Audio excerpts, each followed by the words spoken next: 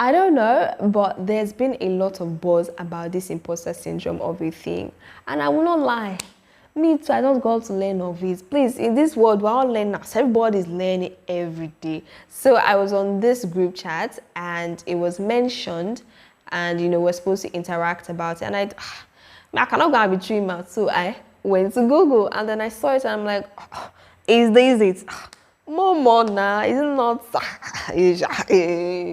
I just thought is that kind of feeling, or when someone is feeling that type of way or some kind of way. I didn't know it was called imposter syndrome. So on this video, I'm going to be talking all about it, what it is, what it entails, the types. Yes, there are types, and obviously how to overcome them with scriptural references, because in this life, every problem is having a solution.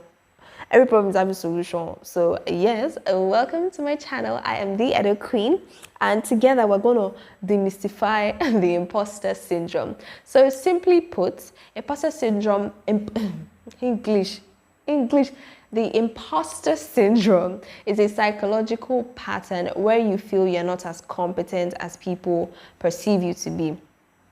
Right? So you are living with this constant fear that you're going to be exposed as a fraud or as an imposter. Hence, imposter syndrome.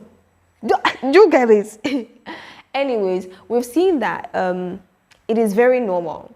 I feel like at every point, at least at one point in every individual's life, they're going to experience this. The most important thing is knowing that you are not weird, you are not crazy, you are not mental for experiencing this or feeling this kind of way. The most important thing is just knowing, accepting what it is, and taking conscious steps to overcome it. So it's okay to have it or experience it in your life, but definitely not for a lifetime. Wisdom. Anyways, I've also seen that when you relate with, when you share your own experiences, it's more relatable for people. And you know that, okay, I'm not alone on this journey. I'm not alone on this team. I'm not alone on this boat. So yes, y'all are not alone. Like, imposter syndrome, everybody's Anyways, we've seen that people, I'm saying we've seen. We as per psychologists. But yeah, people could experience this as a result of quite a number of things. It could be childhood factors, right? It could be environmental factors. It could be situational factors. Maybe you just got a new job. You just got promoted. You are handling a big task. So you feel like, hey, shall not disappoint these people like this. They knew what they were doing. Can I handle this? Can I handle? So we can see that features of this imposter syndrome is self-doubt, like straight out. You definitely don't think you're competent. You don't think you're good enough. And you do not, when people are like, this girl is amazing, you are phenomenal, you are not related because you not even believe yourself. So self-doubt is one. Then you also tend to attribute your successes or your accomplishments to external factors. So if you attain something big, you're always like, maybe it's luck, or it just happened, or it's somebody else that is responsible for my success. So there's always some level of external attribution of your successes and accomplishments. Also, there is a high level of sensitivity to criticism. So when people criticize you, you start to feel sensitive. Yeah, very touchy, very emotional. But I mean, it's a combination of all of these symptoms. And I think another one is you downplay your skills. Somebody is telling you, you are talented. This is what we used to see in all the film where they say you can sing. You have no. The stage is not for me. Anyways, like I said, there are five types of imposter syndrome, or 5 ways it can manifest.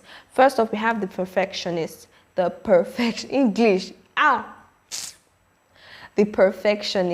These people set very high expectations for themselves, and then they also magnify their weaknesses and flaws instead of their strengths. So in the process, they get anxiety. We have the natural geniuses. These people, skills come naturally for them. They are naturally skilled at things.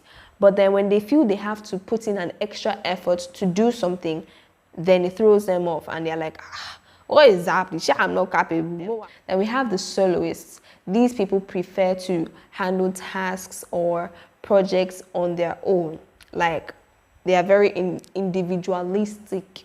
And then the moment they feel they have to ask for external help, or they see asking for external help from another person or from another party, they see it as a weakness. Then we have the experts. These people are never satisfied with the knowledge they have. So they have this constant desire to learn more. They need to know all the details. If not, they are not good enough. So you see them constantly doing trainings, constantly taking classes, and all of it. Finally, we have the superheroes. These people, as a result of their incompetence, tend to push themselves extra hard at tasks or projects. So I've talked about what imposter syndrome is, what it entails. That's like the features. I've also talked about the types. So now I'm going to be talking about how to overcome it, because in this life we're going to have tribulation, but fear not, we have overcome the world. So definitely we can overcome imposter syndrome as well. First off is positive affirmations. Like, speak positive words to yourself, speak positive words to your day. So this is something I would actually want you to try. Starting from the beginning of your day, just say positive things. I have a fulfilled day. I achieve all my goals for the day. I have a blessed, speak positive words and like play. At the end of the day, evaluate how your day went. This is something someone told me and I did, and I saw the results. So just speak positively to yourself at the beginning of the day. Speak and proclaim beautiful things to your day and watch the universe work it out for you. Secondly, own your achievements. Like, own your successes. Do not downplay whatever it is that people say you are. If you can sing, yes, I can sing. I have a voice and I would use it. Own your successes. Oh, I bagged this project. It was, now me do I'm bit about the bush. Own it, please. Thirdly, I would say speak to a mentor, speak to a trusted friend, or better still, speak to a professional, a psychologist, a therapist. You don't have to be psychotic before you go for therapy. You don't need to be roaming the streets in tattered clothes with a Mr. hair before you know you need to see a therapist.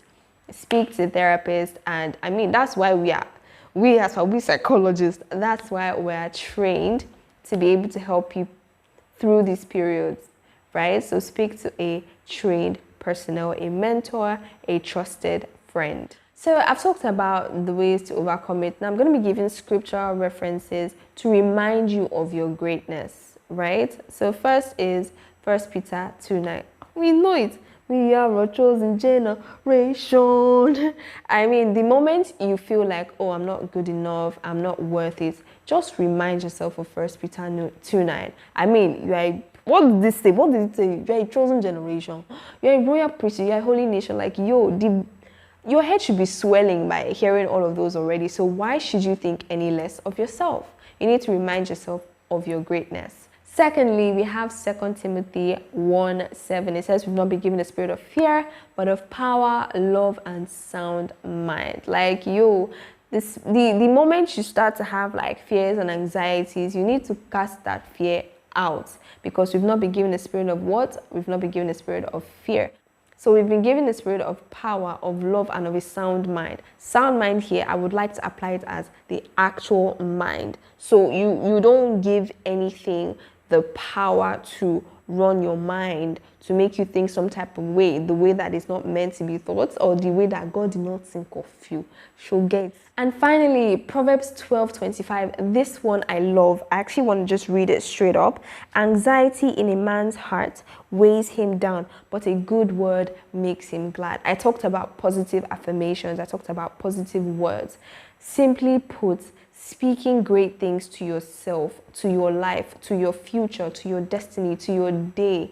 It is just very uplifting, and it is just what would remind you that more awesome. And with these scriptural references, 1 Peter 2:9, 2 Timothy 1:7 and Proverbs 12:25, we should definitely be able to get it done and move on. And you know what? We'd be awesome and phenomenal individuals. So thank you for watching my video. So don't forget to subscribe, share the video, comment, and so I also wrote about this.